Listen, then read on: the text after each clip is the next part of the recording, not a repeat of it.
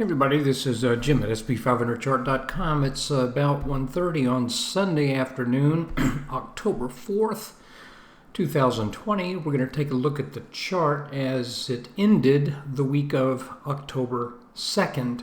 Before we do that, as always, I need to remind you the website and the video are for educational purposes only. Nothing stated at the site or in this video is intended to be used as investment advice. I can draw lines on charts, but you have to draw your own conclusions from your own research and make investment decisions that are suitable for your personal financial situation. And I am not a licensed financial professional, just a guy who draws lines on charts. So let's take a look. Just a real quick reminder, we got two main features on the chart that we're looking at for pretty much the short term. That is a rising wedge here that wants to bring us back down to just a bit over 3,000, but we have a descending wedge that wants to take us back to roughly 36, well, let's just say somewhere around 3,600. So you might say to yourself, wait a minute, those two things conflict, the chart's wrong. No, the two things are different, but they don't necessarily conflict because both of them could happen. This smaller descending wedge could send us back up to 3,600. And then we come back down. And then this bigger wedge takes us back down to 3,000. All perfectly feasible. So you can't say that, that the chart has some feature here that is absolutely wrong. We only know it's wrong if something really just completely violates it. For example, if we were to rally up to 4,000, then you would say, well, this wedge didn't do what we were expecting it to do. Or if we were to fall back down and head to, well, you get the picture. Both of these patterns right now are still within their range of expectations. Now, so what happens this particular week? Well, the whole week we spent after we gapped up on Monday, and we traded really within a fairly narrow range of 33.22 to about 33.98. So we were within about a 2% range all week long. Interesting to note, obviously there was some news that kind of shook the markets a little bit on Friday, and that was that President Trump had tested positive for COVID-19. And we'd already talked about the fact that maybe we were looking at one of those situations where we had a channel that was on the upper side of a channel. We also identified Mondays and Tuesday. We identified a little bull flag there.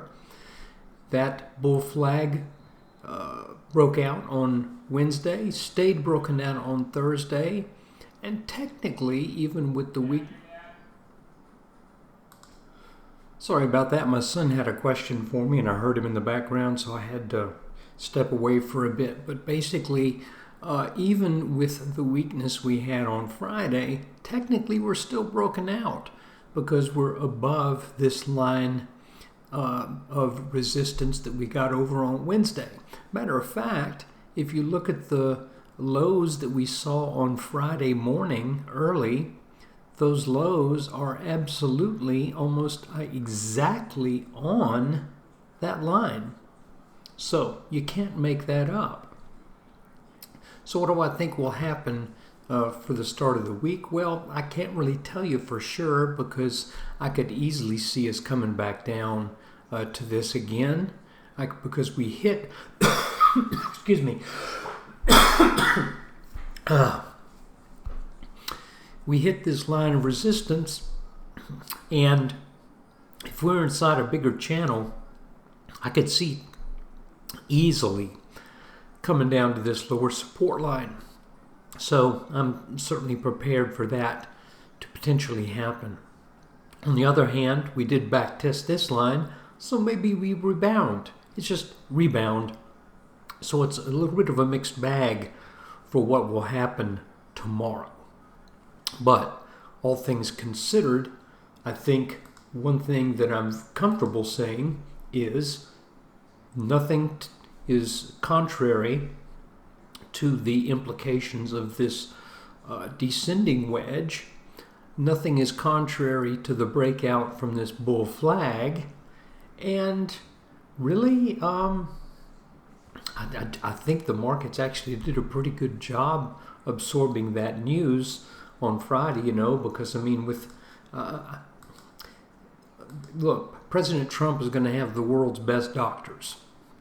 Okay, we also know a lot more about COVID-19 now than we did 4 or 5 months ago, when we were seeing a lot of people, well, even 6 months ago in April when there were quite a few deaths.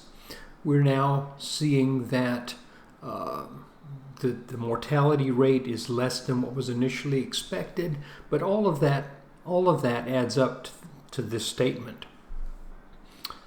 When you consider the fact that the president came down with a disease that has killed people his age, and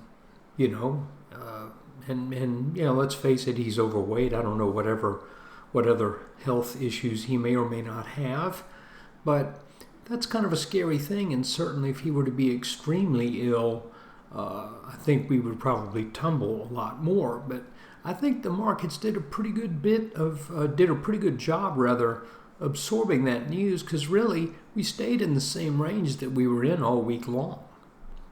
So let's see how things start out on Monday.